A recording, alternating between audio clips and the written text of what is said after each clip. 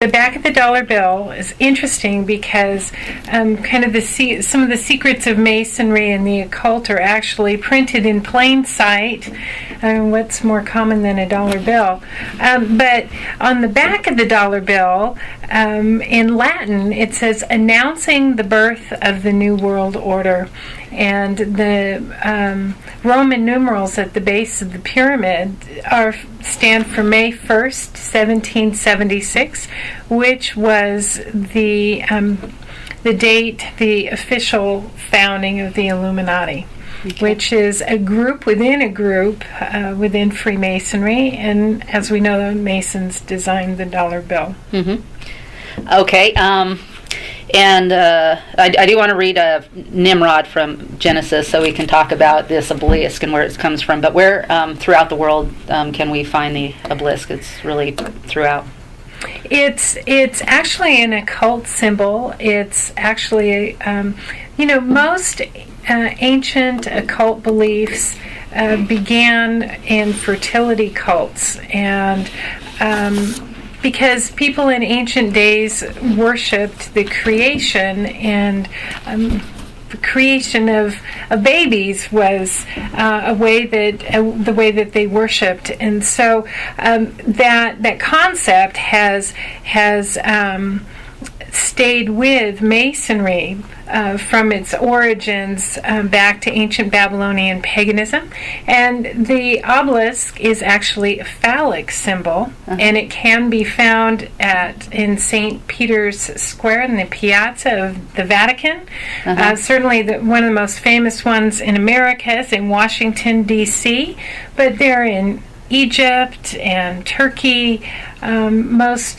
Most countries in the world have this symbol. It's a symbol of Masonry. One of the interesting things that we found is there's even one at the Joseph Smith birthplace. There's a memorial in South Royalton, Vermont, that was put there in 1905. And Joseph Smith was the founder of Mormonism. He was also a Freemason. A Freemason, yeah. Yeah. And it's been said that a lot of the secrets of Freemasonry he brought into the Mormon Church. Yeah, they were really mad about it too. Yeah. There was a Nouveau in the town of Nouveau, Illinois. There were 2,500 Masons that were followers of Joseph Smith, and when Joseph Smith was thrown out of the Masonic Lodge, when they traveled, they brought Freemasonry into their religion, and actually the Masons were really mad because Joseph Smith had made a religion out of their part of what to them is secret and private. So they were all thrown out of the lodge. Yeah. And this begins back with the obelisk, kind of a sex symbol. Yes. Which is just, I know sounds insane to modern, our modern world.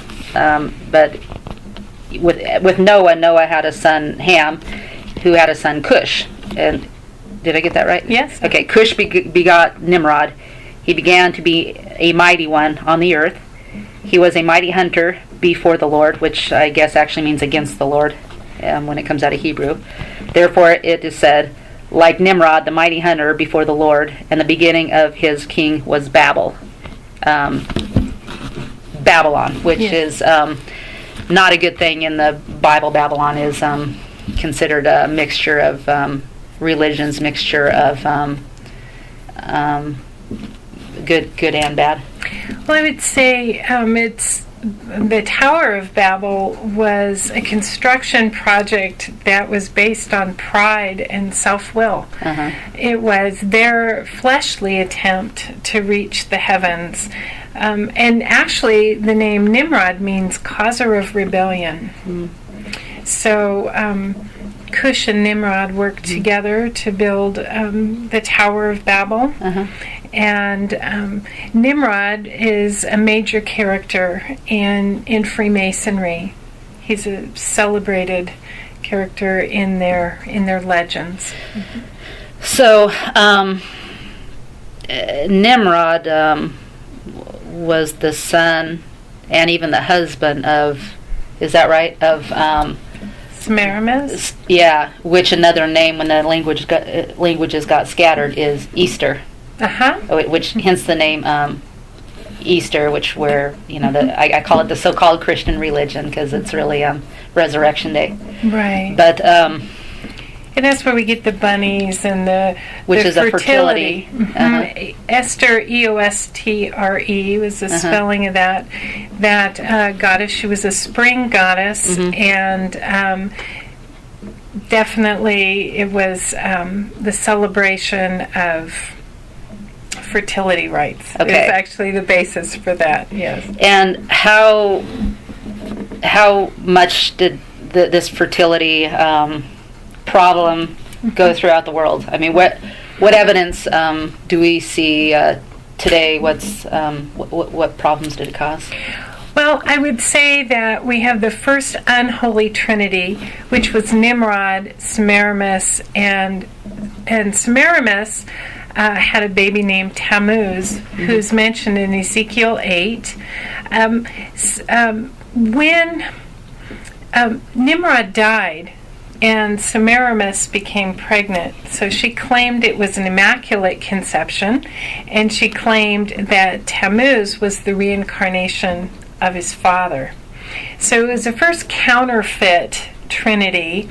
And when God scattered the languages and the people because of Babylon, this primary false trinity went to different countries and morphed into a number of different religions, including the Egyptian gods. So you could see Isis, Horus, and Set, just a different name for that original trinity. And one of the things that's challenging when you study those various gods and goddesses of ancient times is because they were scattered, the same entity would have different names and different so the languages same problems that started there wound up going throughout the entire world. Yes, I would say so. Yeah. Yes. Okay.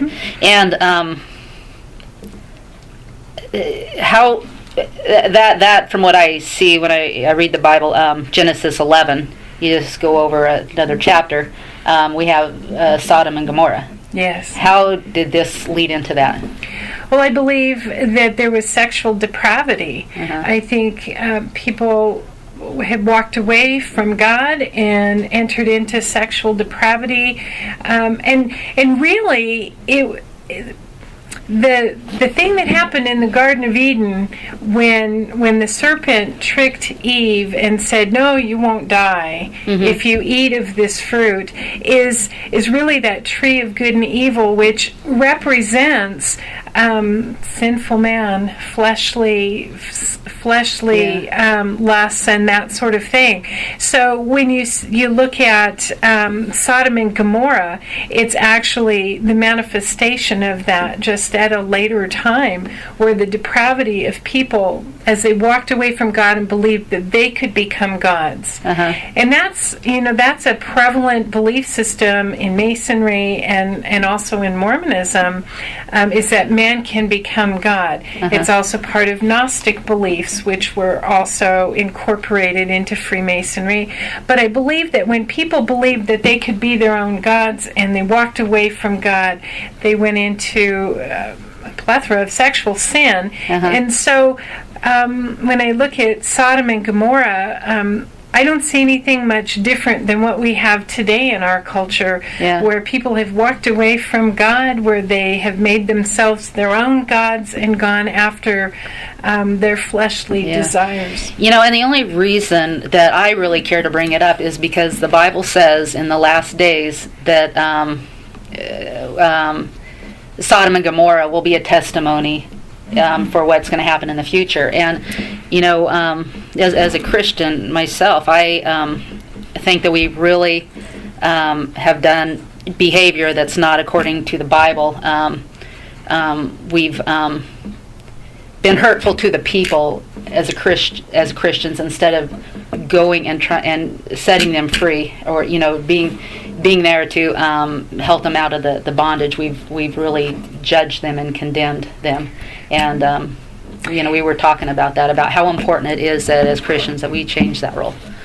Well, I think let me bring something to consider in the conversation. In the occult and in Freemasonry, there's a false god called Baphomet. And Baphomet is a mixture of male and female, and represents the goat god, the Celtic stag god. But he's a false god of sexuality, and he's a false god of homosexuality and pornography. And I would say this is a principality that's had tremendous influence throughout our country, certainly in our media, the books we read, the magazines, and the internet. So we have a lot of sexual depravity and influence that's come into our world. And unfortunately, I believe a lot of people that suffer with that have believed that they're homosexual, I think in a very large percentage of the cases we're dealing with people that have been sexually abused, that have really been hurt. And I think that the church has, rather than embrace people in love, I think it's just one more area where we have judged others rather than reaching out in love and providing deliverance. Because another thing we're seeing in culture too is that the Christian culture right now is almost reaching out in some cases to people in love so much. They're saying, "Oh, you can do whatever you want. It's okay to, have adultery. It's okay to, do whatever you want." And so, that's a consequence too. We need to speak the truth. We need to speak the truth in love. Right. In love.